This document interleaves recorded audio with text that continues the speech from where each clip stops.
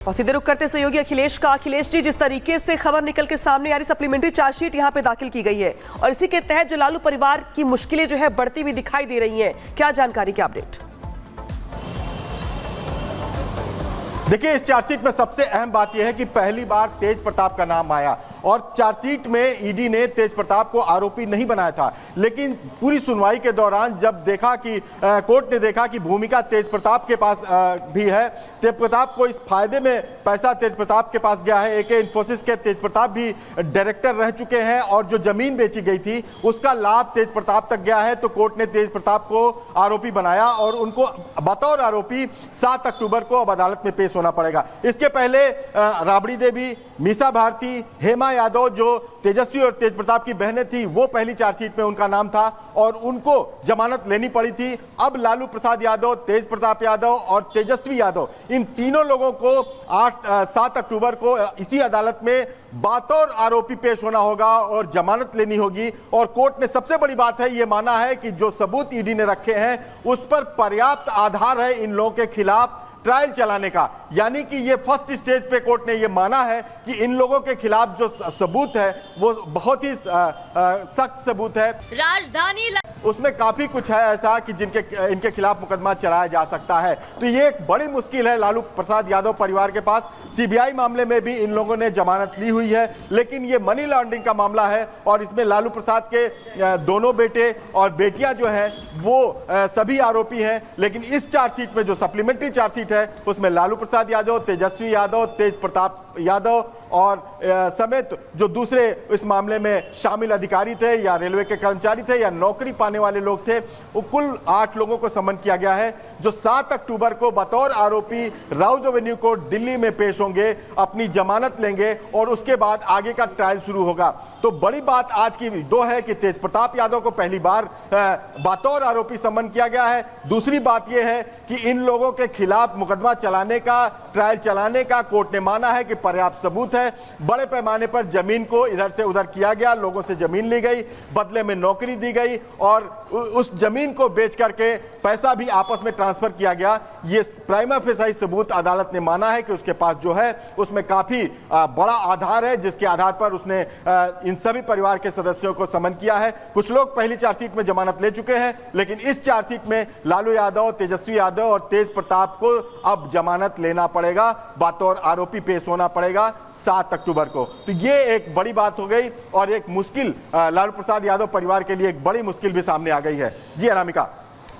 बिल्कुल अखिलेश, आप बता रहे थे कि कैसी बड़ी मुश्किल सामने आ गई। आपने ये भी जानकारी दी कि उनकी बेटियों का भी नाम पहले था और अब पूरी तरह से परिवार का भी नाम आ गया है। लालू हैं, राबड़ी हैं, तेज प्रताप, तेजस्वी, पूरे परिवार को अब जवाब देना होगा। लेकिन अब एक बात और हो गई है, चारा घोटाले के साथ इस घोटाले में भी, इस स्कैम में भी अब मुश्किल घड़ी आने वाली है।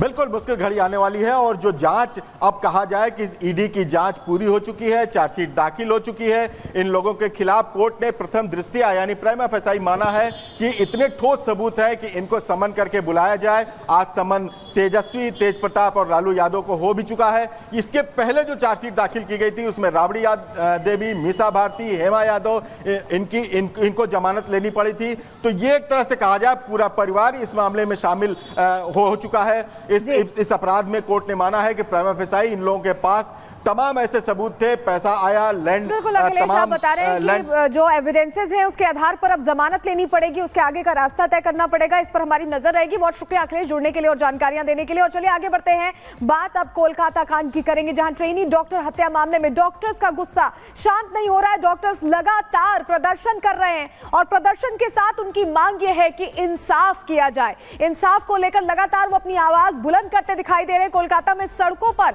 डॉक्टर्स का प्रदर्शन थम नहीं रहा है और वहीं सीबीआई पूरे मामले में जांच जारी रख रही है। सच को पता लगाने की कोशिश करिए, रिपोर्ट आपको दिखाते हैं।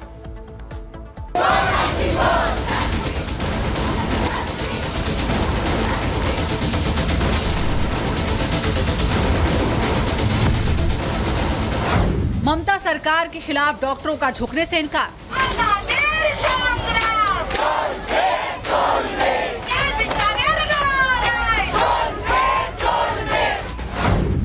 सभी मांगे माने जाने तक आंदोलन जारी रखने का ऐलान।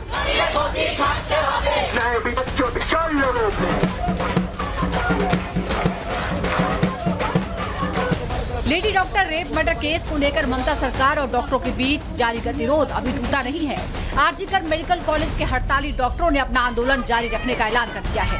डॉक्टरों ने कहा कि जब तक उनकी सारी मांगे नहीं मानी जाती तब तक उनका प्रदर्शन जारी रहेगा। हालांकि डॉक्टरों ने सरकार से अगले दौर की बातचीत की इच्छा जताई है। देखिए, डिमांड मुख्यमंत्री जी के सामने हम गए, अच्छे से बात हुई, कन्वर्सेशन हुआ, तो डेफिनेटली ये बात है कि उन्होंने सीपी की बात को माना, उसके साथ डीएमई डीएचएस के बात को माना, लेकिन हमारा जो डिमांड प्रिंसिपल सेक्रेटरी को लेके है वो बहुत इम्पॉर्टेंट है, क्योंकि हम चाहते हैं स्वास्थ्य भवन पूरा का पूरा साफ। और दूसरी बात ये है कि अभी भी जो स्टूडेंट काउंसिल इलेक्शंस या सिक्योरिटी को लेकर जो एक मतलब दिशा होनी चाहिए, लिखित दिशा या लिखित निर्देश, वो अभी भी कुछ भी हमारे हाथ में नहीं है, वो सिर्फ बातों में है। आपको बता दें कि ममता सरकार लगातार डॉक्टरों को समझाने की कोशिश कर रही है। बातचीत का न्योता देने खुद ममता बनर्जी धरना स्थल पर पहुंची थी, जिसके बाद सरकार और डॉक्टरों के बीच बातचीत हुई। हड़ताली डॉक्टरों और सरकार के बीच कुछ मांगों पर सहमति बन गई थी। डॉक्टरों की मांग पर 4 आला अफसरों को हटा दिया गया। सरकार ने डॉक्टरों से काम पर लौटने की अपील की, लेकिन डॉक्टर सभी मांगे माने जाने की जिद पर अड़े हैं। अस्पताल में सुरक्षा सुनिश्चित करने की मांग कर रहे हैं डॉक्टर। सबूतों से छेड़छाड़ करने वालों पर कार्रवाई की भी मांग हो रही है। इस बीच रेप मर्डर केस और आरजीकर मेडिकल कॉलेज में कथित घोटाले को लेकर सेंट्रल एजेंसियों की जांच भी जारी है। मामले की जांच कर रही सीबीआई टीम रेप पीड़िता के घर पहुंची। सीबीआई की इस टीम में 5 ऑफिसर शामिल थे। सीबीआई टीम ने पीड़िता के परिवार से मुलाकात की और कुछ जानकारी हासिल की। इस मामले को लेकर मंगलवार को सुप्रीम कोर्ट में सुनवाई हुई। कोर्ट में बंगाल सरकार ने कहा कि हड़ताली डॉक्टरों के खिलाफ कार्रवाई करने का फिलहाल कोई इरादा नहीं है। हालांकि कोर्ट ने सुनवाई के दौरान महिला डॉक्टरों की नाइट शिफ्ट करने के फैसले के औचित्य पर सवाल खड़े किए। दरअसल बंगाल सरकार ने महिला डॉक्टरों की नाइट शिफ्ट करने का नियम बनाया है, जिस पर कोर्ट ने कहा कि सरकार का काम डॉक्टरों की सुरक्षा सुनिश्चित करना है, न कि नाइट शिफ्ट में काम करने से रोकना। कोर्ट ने कहा कि पायलट, सेना जैसी सभी प्रोफेशन में महिलाएं रात में भी काम करती हैं। कोर्ट की टिप्पणी के बाद बंगाल सरकार के वकील ने कहा कि नाइट ड्यूटी पर रोक लगाने वाले फैसले को वापस लिया जाएगा। आपको बता दें कि आरजीकर मेडिकल कॉलेज का पूर्व प्रिंसिपल संदीप घोष और तत्कालीन एसएचओ अभिजीत मंडल सीबीआई की कस्टडी में है। रेप मर्डर केस और घोटाले के आरोपों की जांच सीबीआई के पास ही है। दूसरी तरफ मेडिकल कॉलेज के जूनियर डॉक्टरों का प्रदर्शन जारी है। Bureau report, public Bharat. आगे बढ़ेंगे और अब बात करेंगे उत्तर प्रदेश की। उत्तर प्रदेश के मुख्यमंत्री योगी आदित्यनाथ और योगी की पुलिस ने साफ तौर पर जिस तरीके से जीरो टॉलरेंस की नीति अपनाई है, उसी के तहत लगातार उत्तर प्रदेश में नकेल भी कसे जा रहे हैं अपराध और अपराधियों पर भी। लेकिन इसी के साथ ही एक बार फिर से योगी आदित्यनाथ ने लाउड एंड क्लियर मैसेज दंगाइयों को दे दिया है। इसके अलावा भी विपक्ष पर जमकर प्रहार करते हुए नजर आए। क्या कुछ कहा वो आपको रिपोर्ट के जरिए दिखाते हैं।